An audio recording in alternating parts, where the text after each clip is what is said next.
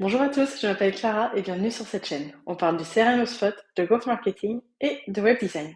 Et justement, aujourd'hui, nous allons voir comment créer une propriété calculée sur HubSpot.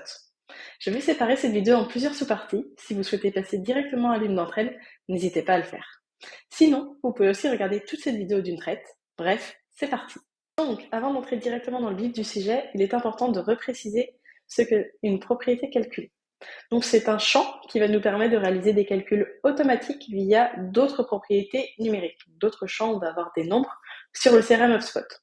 C'est quelque chose qui peut être fait sur tous les objets, que ce soit les contacts, les entreprises, les transactions ou les tickets. Donc là, par exemple, je suis directement dans l'outil de création des propriétés. Je peux en créer une donc, pour les transactions. Donc je sélectionne un groupe, je mets un libellé, et là je peux sélectionner le type de champ calcul directement. Et on va pouvoir voir qu'on a différents types de propriétés calculées disponibles. Les deux premiers vont être les plus simples, le minimum et le maximum. Donc, comme leur nom l'indique, ça va nous permettre d'afficher la valeur minimum ou la valeur maximum d'un champ. Donc là, par exemple, je prends le maximum. Je choisis le type d'enregistrement associé. Donc là, ça va venir regarder, comme je suis dans l'objet transaction, par exemple, tous les contacts associés aux transactions. Donc là, ça va venir regarder sur ma fiche transaction, par exemple, j'ai 10 contacts associés à celle-ci. Ça va venir faire la recherche parmi ces 10 contacts. Et donc là, on peut venir sélectionner la propriété associée. Donc par exemple, disons la probabilité de conversion. Et là, ça va venir regarder parmi, disons, mes 10 contacts associés à une transaction, quelle est la valeur maximum de la probabilité de conversion. De même, si on faisait le minimum, c'est le même fonctionnement. On va regarder parmi tous les contacts associés à une transaction. Vraiment, pour chaque transaction, ça viendra faire le calcul, parce que c'est une propriété de transaction. Donc sur chaque fiche de transaction, on aura ici le maximum de la probabilité de conversion de l'ensemble des contacts associés à cette transaction. Donc ça, c'est pour le premier type de propriété calculée. Ensuite, on a un deuxième type, même un troisième, parce qu'on avait le minimum et le maximum en même temps, qui est le nombre. Et là, ça va regarder pareil, disons sur ma transaction, j'ai 10 contacts associés. Ça va regarder le nombre de contacts associés à chaque transaction qui ont une valeur pour le champ sélectionné. Donc là, qui ont une valeur pour le champ probabilité de conversion. C'est-à-dire que si sur mes 10 contacts, j'ai uniquement 3 contacts pour lesquels la probabilité de conversion a été remplie, alors ça va me mettre 3 dans cette propriété calculée. C'est vraiment pour savoir combien de fiches associées à ma transaction ont une valeur pour ce champ. Ensuite, on va avoir un autre type de propriété qui est la somme. Et là, pareil, si on regarde le même exemple, sur tous mes contacts associés à ma transaction, ça va faire la somme de la probabilité de conversion ou de tout autre type de champ qu'on pourrait sélectionner ici. Tant que c'est un champ numérique, ça va fonctionner. Donc là, ça va venir additionner. Donc par exemple, si sur les 10 contacts, on a 10 probabilités de conversion, ça va faire la somme des 10. Ensuite, on a également la moyenne, où là, comme son nom l'indique, c'est le même fonctionnement qu'au préalable, sauf qu'au lieu de faire la somme, ça va calculer la moyenne.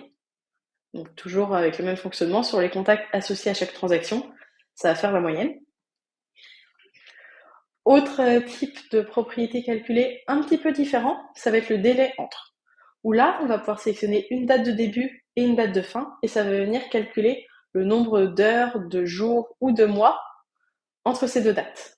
Donc là, par exemple, on pourrait prendre le classique, date de création de la transaction et date de fermeture de la transaction, et ça va venir calculer le délai. Donc ça, comme ça, sur chaque fiche transaction, on aura le délai qu'il y aura eu entre la création et la fermeture. Donc ça, c'est pour les types assez classiques de propriétés calculées, et on peut bien sûr aller plus loin en venant créer une équation personnalisée. Alors, si vous êtes en train d'apprendre des choses ou d'apprécier cette vidéo, n'hésitez pas à nous laisser un petit like. Ça nous aide beaucoup et ça aide également à faire découvrir cette vidéo à d'autres personnes qui souhaitent en découvrir plus sur HubSpot.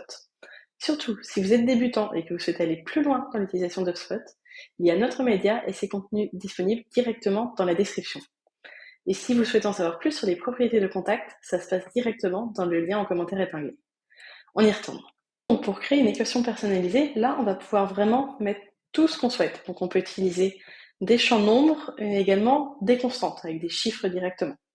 Donc là, par exemple, on pourrait vouloir faire le montant dans la devise de l'entreprise fois la probabilité, donc probabilité par exemple estimée, et on pourrait également mettre un divisé par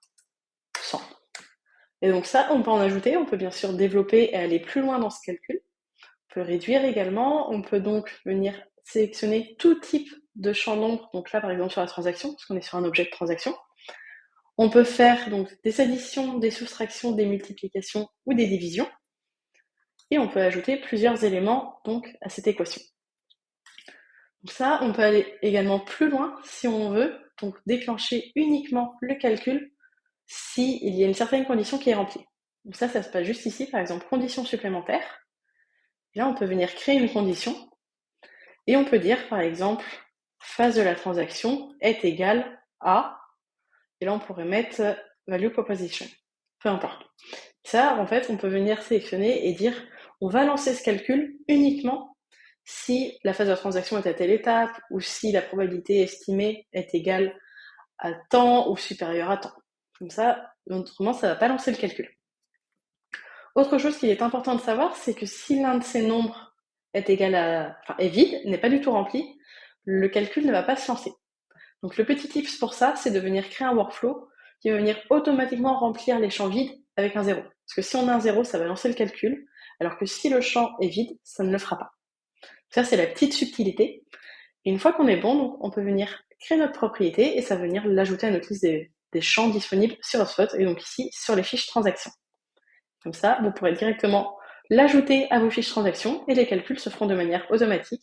Donc à condition ici que la condition soit bien remplie, donc qu'on soit bien à la bonne phase de la transaction et qu'on n'ait pas de champ vide, qu'on ait bien à minima un 0 sur celle-ci.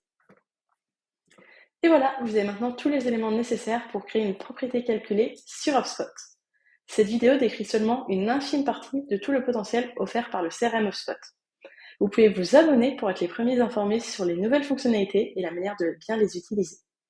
Et si ça vous intéresse d'explorer plus en profondeur HubSpot, n'hésitez pas à nous poser vos questions directement en commentaire. Pour le reste, nos experts ont créé plusieurs vidéos tutoriels et nous avons une playlist dédiée. On se retrouve là-bas pour continuer d'étudier HubSpot ensemble. À bientôt!